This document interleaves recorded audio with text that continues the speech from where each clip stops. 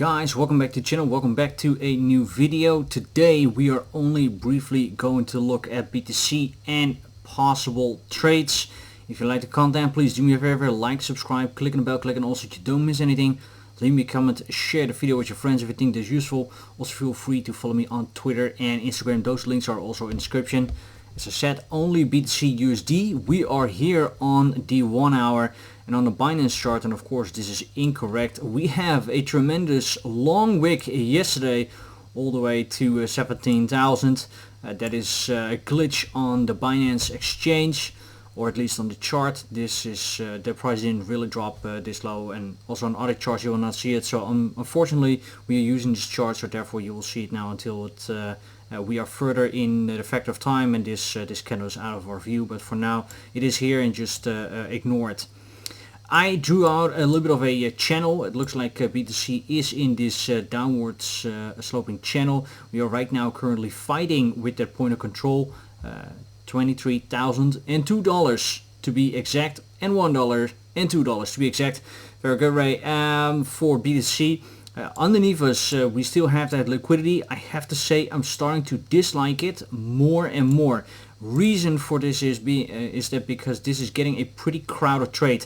A lot of people are looking at this move right now to play out, and usually when it's a crowded trade then it doesn't really play out, or the targets are not really being met, or is being front run. So like I said, the more everyone is looking at this, the more I'm starting to dislike it. But we have to take into account that this is still a possible scenario.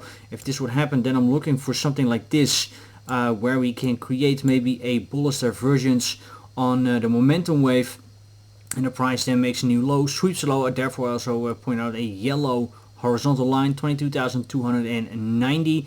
We go underneath and then right away it's being bought up, and then we go higher, then we probably have a very nice bullish divergence. I will definitely play that as a long. I actually also think that we can have that on the 4 hour. Let me have a look. Yeah, that would also actually play out very nicely. So we're going lower, then the momentum will do something like this, and then we can also have a very nice bullish divergence. Bottom line, we are still in a uptrend. The trend has not broken yet. Although we are now not really making new highs and we're kind of slowing down and going sideways, doesn't mean that the trend is broken. It is broken until we really make a trend reversal. Until then, again, bull scenario. That also means that something like this, like a bullish divergence on, for example, the 4 hour, has much more strength and is much more valid than a bearish scenario. Just like what we have seen here. This was a bearish divergence that we already talked about, and we said this was pretty tricky because you had your red dot, your green dot, your red dot, then here again green, red, green, red. So this is kind of tricky, but all in all, let's say you took the trade somewhere here in the middle, then you would have quote unquote only 3.5%, and probably you would also have been wicked out. If you took the trade here, then you were wicked out here, or maybe wicked out here. If you took the trade here, you just put your stop loss after entry. So this was a very tricky one. But a bullish divergence in an uptrend, that is usually super strong. Just like a few months ago we had a big daily bearish divergence in the charts, and that also really then caused a pump in, together with the FTX. But there you can see that a divergence in your trend is then usually super strong and super valid. So this is definitely something that I am looking out for right now. Then let me just take this out. If we are going higher, and I actually also mentioned this already yesterday, then I'm looking out for this golden pocket and then the 78.6. As you can maybe already see, is that these highs are kind of just rolling over like this. That means that there is liquidity above these tops, and therefore I think if we are going higher, this could be a very quick, swift move up after we breach the value area high. That also coincides with the fact that there is barely any volume above the value area high. So once we break it, we will not only take the liquidity here, but it will probably also go pretty fast with this very low volume. With that being said, I will absolutely not preset any short orders here on the golden pocket or the 78.6 just because of these two reasons. So liquidity and low volume, I will not preset it. If we breach this as well, then of course we had that bigger box that we already talked about multiple times, and then the 25,200 to breach. That is going to be interesting to see, but right now it's just a little bit of a slow grind. Not a lot is happening. Also not right now in a long trade or a short trade, and just waiting for the market to show his hands. If we're zooming in on the 15 minute, you could say, you know what, maybe I am super bullish or I want to get into a trade. Then my advice would be just wait it out a little bit. Just wait for this to go a little bit lower. Have to retrace and at least make a significant higher low on a little bit of a bigger time frame. For example, the 15 minutes or the 1 hour, the 4 hour, that you really have confirmed that at least the low is in. And NFLs, like I said, the bullish or bearish versions where we take out these lows. But if you think that the low is already in, then I would wait if I were you, because right now we're also fighting that resistance of that channel. This channel is, by the way, something that I just threw out today, so you haven't missed that in yesterday's video. Let's say we are dumping down. I also start to dislike this level. We talked about this yesterday already, but I see a lot of fake ass gurus also charting this. Yes, it would coincide with this high and with these candles, so this resistance should act as support once we go down. But I think also a lot of people are already putting in buy orders, limit buy orders in this area. So I wouldn't be surprised if everyone is thinking, you know what, we're going till this level and then we are going higher to 25k.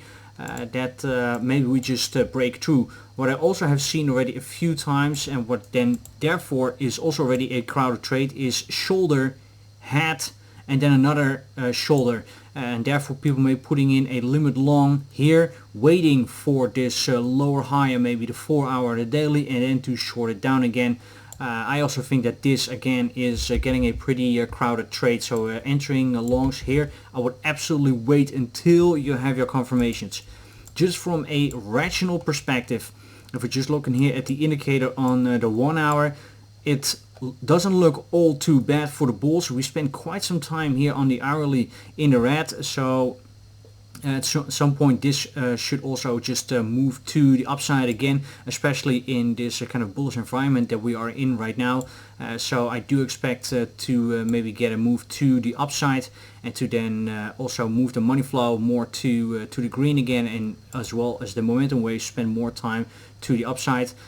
Here yes, we wanted to go down, but we also just have to take what the market gives us. And right now, and it cannot make it any more exciting than it is, we are just in this trading range, nothing more, nothing less. And it's not even such a thick trading range. Yes, it's tradable, but there's not even that much volatility. We're talking about approximately 4, 5%, 6% if you really count the tops and the bottoms to trade. So it's absolutely tradable, but it is just not so exciting. And like I said, everyone is kind of just waiting for the market to show its hands. I also see a lot of people calling for a mega burst up to 25 or 30k. I think that's also still pretty far away. A lot of people are also calling for taking out the lows here, then going higher, or taking out this and then going higher. I actually hope that we are not going to take these lows at all. I actually hope that we're now just going higher and then maybe stop here, take out the high, or go even higher, because then you just also leave a lot of people on the sidelines that are just waiting for this dump. And also for your way back, you're leaving a lot of liquidity on the table. Then you see all these arrows that are drawn out. You just have a lot of liquidity on the table, so then if you go down, you really have a good reason to go much further down, and probably in a much faster pace. And to determine that pace, I will definitely look at the dollar index. Will not show it to you today. We looked at it yesterday. Looks like the dollar index is finally reversing to the upside. Doesn't mean that BTC is always a one-on-one inverse on the dollar. Sometimes it's a little bit lagging. That means that the dollar could go lower while BTC is still going sideways or has the last pump up.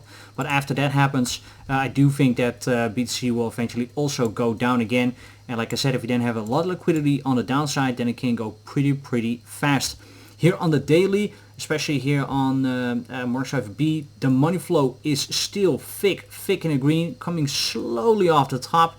But what I'm actually hoping is that we maybe get another few green days, have a nice confirmed bearish divergence on a daily. If that happens, I will definitely play it. Like I said, with the 4 hour I was a little bit careful, but then with the daily I will definitely play it. to the short side, and then I think we can really expect probably multiple weeks of downside once this is played out, or once that bearish divergence will play out. Some people take this right away as a bearish divergence. They see a green dot and a red dot and say, okay, that is my divergence, let's go. Or they take this one. But I actually really want to see a clear move in that momentum wave, that there is no doubt that this is a divergence. And that clear move just needs to have then some space between those moves of the momentum wave. So you really want to see some space there being between those dots or those points where you connect it. Other than that, do I have something else for you on the daily level? I don't think so. We are just very tight with VWAP, value area low, daily open, and point of control. It's all pretty close to each other. Let me put the VWAP back on. And there you can see that we're just a little bit in a tiny vacuum actually. This white line in your screen is a VWAP right now, so we're fighting with the resistance line, point of control. Then the VWAP is only 0.3% underneath us, and then these lows are a little bit lower, quote unquote 2%. But you know, for crypto that is absolutely nothing. All eyes today on the Fed. Jerome Powell will speak, and I said already yesterday, you betcha that he is going to talk about the unemployment rate in the labor market, since that came out so super strong. And we will also have unemployment claims on Thursday, so that is something he will absolutely address. I cannot imagine that he does not address it, because that would also maybe give a weird signal to the market. That will be it for now. I will be updating you multiple times also today on Twitter, so don't forget to check that out. Links are in the description. And later today I will also do a very quick video on ETH and some very interesting levels, because it looks like there is something unfolding, something very beautiful. If you like the content, guys, again, do me a favor, like, subscribe, click on the bell, click on also if you don't miss anything, leave me a comment, share the video with your friends if you think that's useful, and see you guys very soon again in the next one. Bye bye.